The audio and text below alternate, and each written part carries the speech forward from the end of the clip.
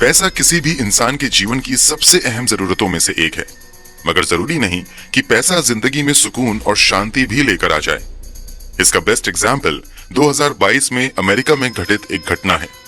Career में struggle कर रही एक लड़की इंस्टाग्राम पर अपना अकाउंट बनाती है और देखते ही देखते वो इंटरनेट की दुनिया की सुपरस्टार बन जाती है। इंटरनेट के जरिए ही वो साल 2 साल में ही करोड़ों रुपए की कमाई भी कर लेती है। लग रहा था जिंदगी अब बिल्कुल सेट हो गई है, मगर तभी ये लड़की कुछ ऐसा करती है कि सीधे जेल पहुंचती है। आज भी वो सलाखों के पीछे कैद है। तो आखिर कौन है वो लड़की तथा इस लड़की ने ऐसा क्या किया कि सलाखों के पीछे चली गई, और इस पूरे केस की कहानी क्या है? चलिए जानते हैं सब कुछ इस वीडियो में। पूरी कहानी जानकर आप शॉक्ड रह जाएंगे, तो वीडियो के अंत तक जरूर बने रहें। हम कहानी शुरू करें उससे पहले अगर आपने अब तक इस चैनल को सब्सक्राइब नहीं किया है तो जल्दी से चैनल सब्सक्राइब कर बेल आइकन दबा लीजिए। चलिए अब कहानी शुरू करते हैं। वैसे तो कोर्टनी क्लैनी की पहचान एक एक्ट्रेस और मॉडल की है, मगर आज वो हमारी कहानी की विलेन है। कोर्टनी क्लैनी का जन्म 21 अप्रैल 1996 को अमेरिका के टेक्सास के मिडलैंड में हुआ था। कोर्टनी के जन्म के बाद उसके माता पिता मिडलैंड से ऑस्टिन में रहने आ गए थे। कोर्टनी क्लैनी को बचपन से ही एक्टिंग का काफी शौक था। यही वजह थी कि जब उसने कॉलेज में कदम रखा तो मॉडलिंग में भी हाथ आजमाना शुरू कर दिया और छोटे मोटे प्रोजेक्ट्स में काम करने लगी। कॉलेज खत्म करने के बाद उसने मॉडलिंग के साथ साथ एक्टिंग में भी हाथ आजमाया और कुछ टेलीविजन शो में भी काम किया, मगर इसका एक्टिंग करियर बहुत अच्छा नहीं चल पा रहा था। मॉडलिंग में भी उतनी कामयाबी नहीं मिल रही थी जितनी कोर्टनी क्लैनी चाहती थी। जिंदगी के इन्हीं संघर्ष भरे दिनों के बीच कोर्टनी क्लैनी ने इंस्टाग्राम पर कोर्टनी टेलर नाम से अपना अकाउंट बनाया और यहीं पर अपनी बोल्ड तस्वीरें पोस्ट करनी शुरू कर दी। इस कारण देखते ही देखते इंस्टाग्राम पर कोर्टनी क्लैनी के फॉलोअर्स की संख्या तेजी से बढ़ती चली गई। जब फॉलोअर्स बढ़ने शुरू हुए तो आमदनी भी होनी शुरू हो गई, मगर कोर्टनी क्लैनी का दिल इतने में कहां भरने वाला था। उसे तो और ज्यादा शोहरत और पैसे चाहिए थे। बस इसी के बाद उसने अपना अगला ठिकाना एडल्ट वेबसाइट ओनली फैंस को बनाया। इंस्टाग्राम की तरह ओनली फैंस पर भी कोर्टनी क्लैनी ने अपने अकाउंट कोर्टनी टेलर के नाम से ही बनाया। यहां से कोर्टनी क्लैनी की जिंदगी में तेजी से बदलाव आने शुरू हो गए। देखते ही देखते इन प्लेटफॉर्म्स पर कोर्टनी की डिमांड बढ़ने लगी, साथ ही बेतहाशा कमाई भी हुई। 2020 में ही इसने 5 करोड़ रुपए से ज्यादा कमा लिए। कोर्टनी क्लैनी के इंस्टाग्राम पर कितने फॉलोअर्स हुए तथा एडल्ट प्लेटफॉर्म ओनली फैंस से इसने कुल कितने पैसे कमाए, वो हम आपको वीडियो में आगे बताएंगे। फिलहाल कहानी पर आते हैं। एडल्ट्री के कारण ही सही, अब कोर्टनी क्लैनी पहले से कहीं ज्यादा मशहूर हो चुकी थी तथा इंटरनेट की दुनिया की ये जानी पहचानी चेहरा बन चुकी थी। करियर के इसी उड़ान के बीच कोर्टनी क्लैनी की मुलाकात नवंबर 2020 में क्रिश्चियन ओबुमसेली नाम के एक युवक से होती है। क्रिश्चियन ओबुमसेली अपनी हाई स्कूल की फुटबॉल टीम का कैप्टन भी रह चुका था, वहीं अभी क्रिप्टो करेंसी इन्वेस्टर के तौर पर काम कर रहा था। पहली ही मुलाकात के बाद दोनों एक दूसरे को पसंद करने लगते हैं और फिर रोज का मिलना जुलना शुरू हो जाता है। धीरे धीरे यही रोज रोज की मुलाकात प्यार में बदल जाती है। अब दोनों अक्सर अलग अलग शहर में पार्टी करने जाने लगते हैं। जब इन दोनों का प्यार पहले से कहीं ज्यादा गहरा हो जाता है तो ये दोनों अपने अपने घर को छोड़कर लिव इन में रहने लगते हैं। कुछ समय तक ये दोनों अमेरिका के टेक्सास शहर में रहते हैं, फिर 2022 में मियामी शहर में चले आते हैं। क्योंकि इन दोनों के पास अब बहुत सा पैसा था, इसलिए ये दोनों शहर के एक लग्जरियस अपार्टमेंट में किराए पर रहने लगते हैं। दुनिया की नजरों में ये दोनों एक खूबसूरत कपल थे जो एक दूसरे को बेतहाशा प्यार करते थे, मगर लोगों का ये भ्रम 3 अप्रैल 2022 को हमेशा हमेशा के लिए टूट जाता है। 3 अप्रैल 2022 को क्रिश्चियन ओबुमसेली और कोर्टनी क्लैनी अपने उसी घर में एक साथ थे। दिन के 1:15 पर कोर्टनी क्लैनी अपने घर से निकलकर बाहर जाती हैं और 4:33 पर 2 सैंडविच लेकर वापस आ जाती हैं। कोर्टनी क्लैनी के कॉल रिकॉर्ड्स के मुताबिक घर के अंदर आने के 10 मिनट बाद यानी 4:43 पर वो अपनी मां को फोन करती हैं और लगभग 6 मिनट तक बात करती हैं। 6 मिनट बाद कॉल कटने के अगले ही पल एक बार फिर से कोर्टनी क्लैनी अपनी मां को फोन करती हैं और इस बार 7 मिनट तक उनसे बातें करती हैं। मां से बातचीत खत्म करने के 1 मिनट बाद यानी 4:57 पर कोर्टनी क्लेनी इस बार इमरजेंसी हेल्पलाइन नंबर 911 पर फोन करती हैं। फोन पर कोर्टनी क्लेनी बेहद ही घबराहट के साथ कहती हैं कि मेरे बॉयफ्रेंड क्रिश्चियन ओबमसेली को चाकू लग गया है, बहुत सारा खून बह रहा है, प्लीज हमारी मदद करें। कोर्टनी के इतना कहने के तुरंत बाद 911 पर दूसरी ओर मौजूद ऑपरेटर को फोन कर कोर्टनी क्लेनी के अलावा बैकग्राउंड में एक और आवाज सुनाई देती है। ये आवाज किसी लड़के की थी जो बेहद ही दर्दनाक आवाज में कह रहा था कि मैं मरने वाला हूं, मुझे मेरा हाथ महसूस नहीं हो पा रहा है। वो ये बात दोहराता है। हालात की गंभीरता को समझते हुए 911 ऑपरेटर कोर्टनी क्लेनी से तुरंत एड्रेस पूछता है ताकि जल्दी से जल्दी मदद भेजी जा सके। कोर्टनी क्लेनी जल्दी से एड्रेस बताती हैं और फिर रोते हुए जोर से कहती हैं, प्लीज गॉड प्लीज, आओ मेरे बॉयफ्रेंड को बचा लो, वो मर रहा है। कोर्टनी क्लेनी उस फोन पर baby I am so sorry भी कहती हुई सुनाई देती हैं। खैर, उस इमरजेंसी कॉल के तुरंत बाद पुलिस और मेडिकल टीम बताई गई लोकेशन पर पहुंच जाती है। पुलिस यहां आकर देखती है तो पता चलता है कि पूरे कमरे में खून फैला हुआ है। कोर्टनी क्लेनी लगभग बेहोश पड़े अपने बॉयफ्रेंड क्रिश्चियन ओबमसेली का सर अपनी गोद में रखी हुई हैं और उससे लिपट कर रोए जा रही हैं। ये सब देखकर बिना समय गवाए मेडिकल टीम क्रिश्चियन ओबमसेली की जांच शुरू कर देती है। अब तक ओबमसेली बिल्कुल बेहोशी की हालत में जा चुका था, हालांकि उसकी सांसें अभी भी चल रही थीं। इसलिए मेडिकल टीम तुरंत उसे लेकर पास के अस्पताल में जाती है, मगर अस्पताल लाते ही उसे डेड डिक्लेयर कर दिया जाता है। कोर्टनी क्लेनी की भी जांच मौके पर ही की जाती है, मगर उसे बिल्कुल फिट पाया जाता है। इस कारण पुलिस कोर्टनी क्लेनी को घर में ही रोककर ये समझने की कोशिश करने लगती है कि आखिर इस घर में हुआ क्या है। अब इसके बाद कोर्टनी क्लेनी जो कुछ बताती हैं वो यकीन से परे होता है।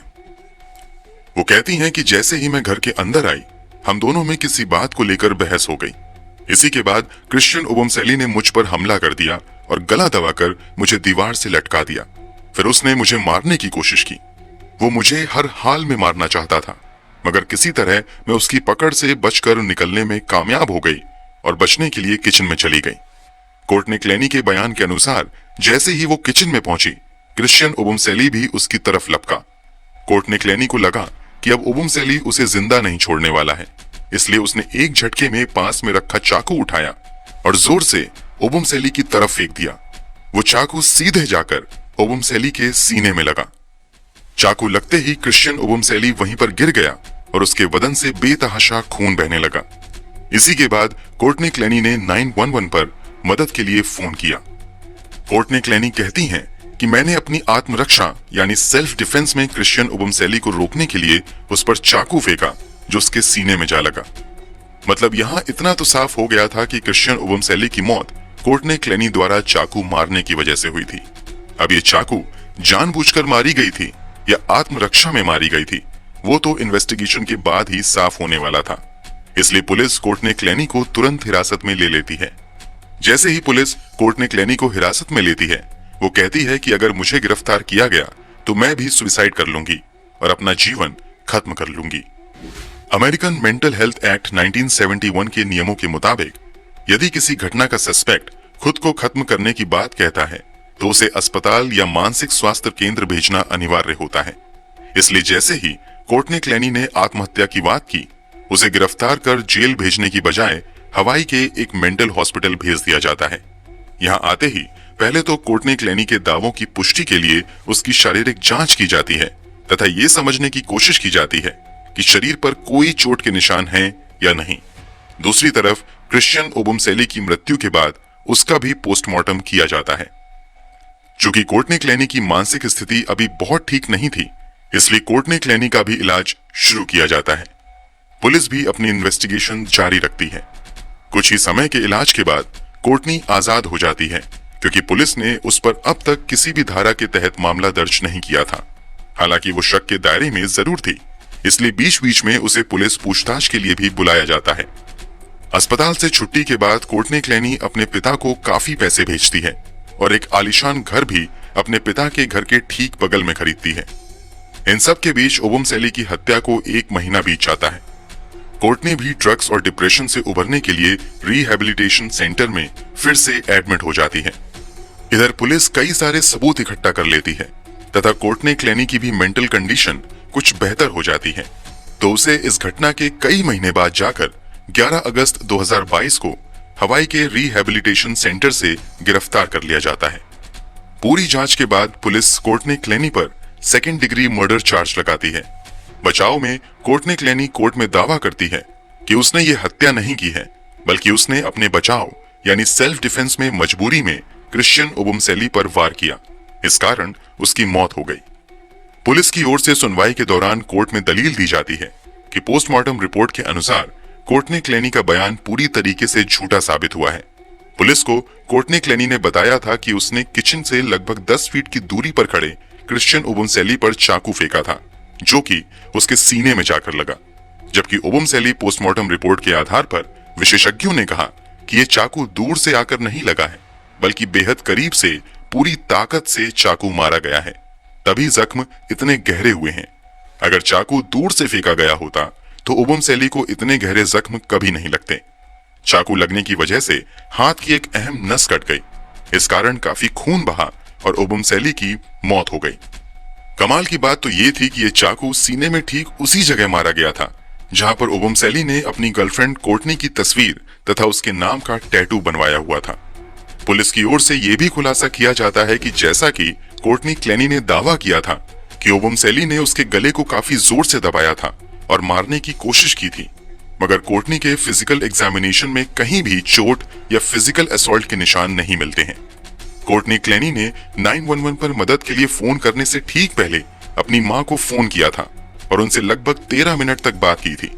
इसलिए पुलिस कोर्टनी क्लेनी की मां को भी जांच में शामिल करती है तथा उनसे ये समझने की कोशिश करती है कि कोर्टनी क्लेनी ने क्रिश्चियन ओबुमसेली को चाकू मारने के बाद उन्हें फोन किया था या फिर बात करने के बाद उसने बॉयफ्रेंड को चाकू मारा। जांच पड़ताल में कोर्टनी क्लेनी की मां बताती हैं कि जब हमारी बात बेटी से हो रही थी तब तक ओबुमसेली जिंदा था, क्योंकि बातचीत के दौरान कोर्टनी क्लेनी ने झगड़े के बारे में ही मुझे बताया था और उस समय तक बैकग्राउंड से ओबुमसेली के चीखने चिल्लाने की आवाजें आ रही थी। जवाब में कोर्टनी उसे तुरंत अपार्टमेंट से निकलने के लिए कह रही थी।